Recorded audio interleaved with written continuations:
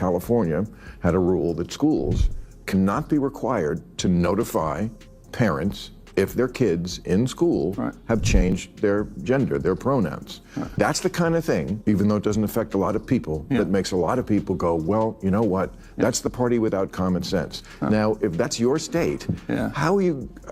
Well, I just disagree with that. I mean, the law was you would be fired. A teacher would be fired if a teacher did not report or snitch on a kid talking about their gender identity. I just think that was wrong. I think teachers should teach. I don't think they should be required to turn in kids. And by the way, we're talking about their parents. How can you snitch? The idea of a snitch and a parent, to me, doesn't compare. And Bill Maher didn't hold back.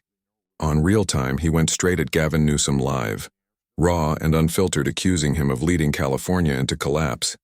From homelessness and crime to high taxes and mass migration, Maher called it all out. But the real shock came when Newsom admitted even the Democratic Party is starting to fracture. The moment spread fast online not because it was partisan, but because it felt real.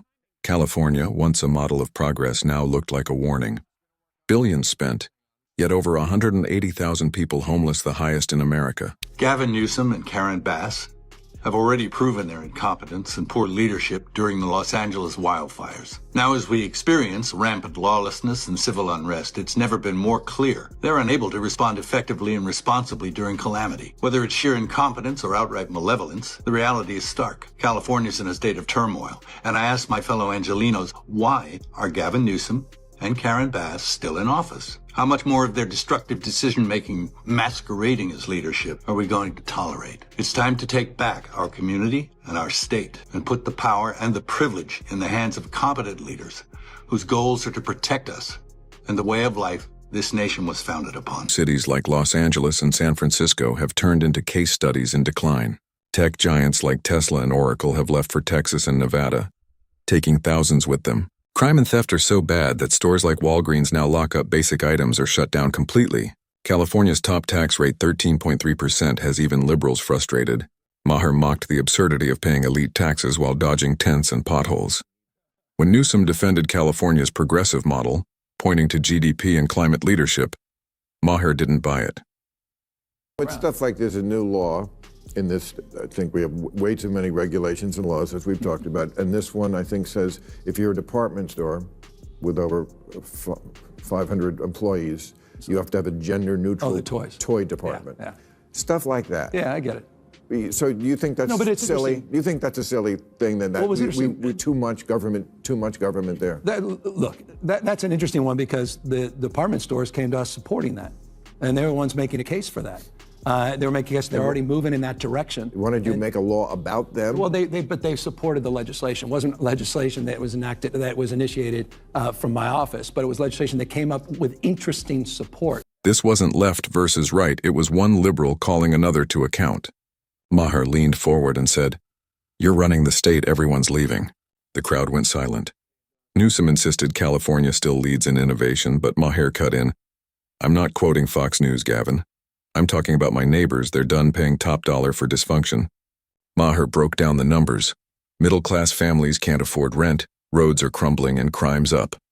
His message was blunt. California's problem isn't politics, it's survival.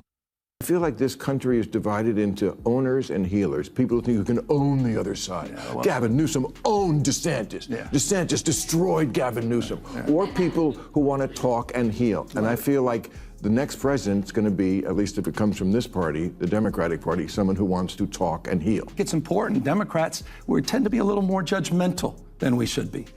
This notion of cancel culture, you've been living it. You've been on the receiving end of it for years and years and years. That's real. And Democrats need to own up to that. They've got to mature about that. Maher pressed harder. Every person leaving is your tax base walking away. You can't fund progressive dreams with fewer taxpayers. Newsom tried to pivot to green energy and tech growth, but Maher wasn't moved. When everyone's moved to Austin, who are you leading? The silence said it all.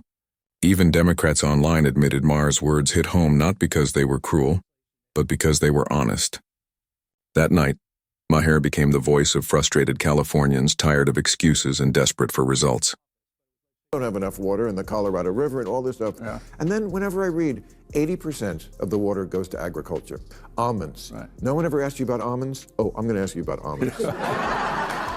We grow a boatload of almonds. I'm well aware.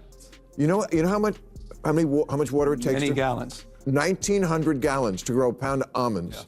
Yeah. Come on, man. Take on big almond. Take on big almond. Newsom's response sounded polished, like a campaign ad full of stats about GDP, renewables, and diversity. Maher shot back, people don't live off GDP, they live off reality. Then the killer line. You can't brag about saving the planet when you can't even save San Francisco. The audience gasped. It wasn't a conservative attack, it was a liberal demanding accountability. Newsom insisted the chaos was just growing pains, but Maher wasn't buying it. I feel like the last couple of years you've purposely picked this fight with the red states. I mean, the DeSantis. Yeah, but I don't want to live in the Civil War country. I agree with that. You know what? Well, but you seem like you purposely want to set up this dichotomy between, this is a blue state and that's a red state, and I don't want to live in that country. I like Florida. I'm with you. And by the way, I like Florida as well. I like all these states. I completely agree. I don't want to have a state of mind that's a constant fight or flight. We've gone through so much. We've been polarized and traumatized. It has been a tough 5-6 years across the globe, not just in this country. Maher's expression said it all. You've had time, money, commissions, where are the results? He called California's leadership mismanagement with good PR. The room reacted instantly. Newsom joked, "You sound like Sean Hannity." Maher grinned.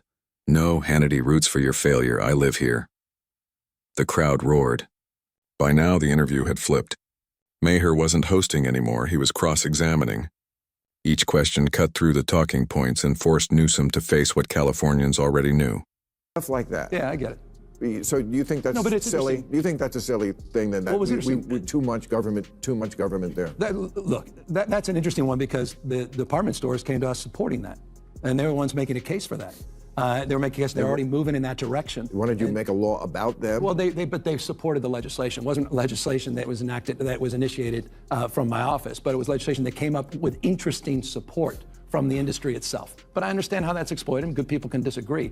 But that's not something we woke up and said, this is a top priority for the state, when we know the top priorities are homelessness, housing, the issues of crime, quality of life, and issues related to regulation and tax. Gavin Newsom arrived on set hoping to defend California's record, but instead he became the embodiment of a state in crisis, facing Bill Maher's relentless scrutiny.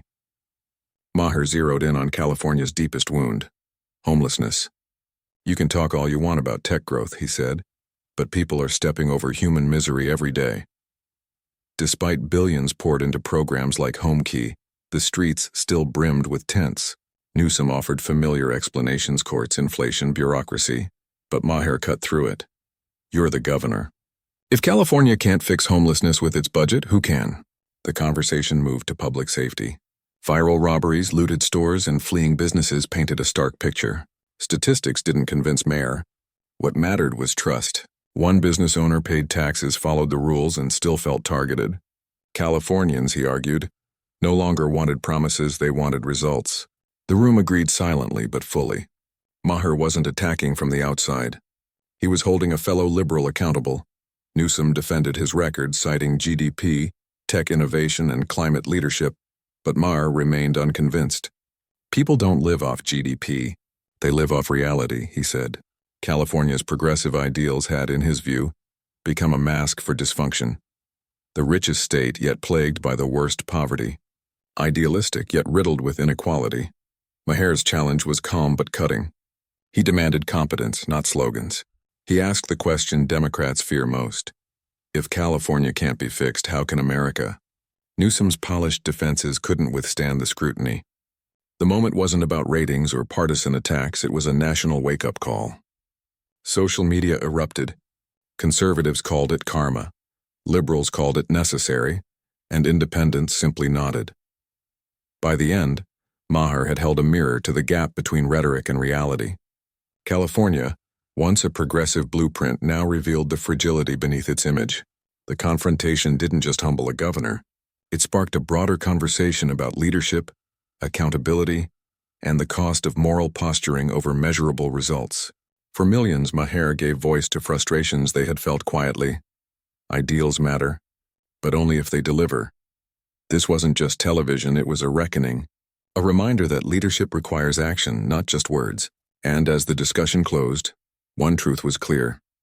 Honesty matters more than optics, and progress demands competence above all.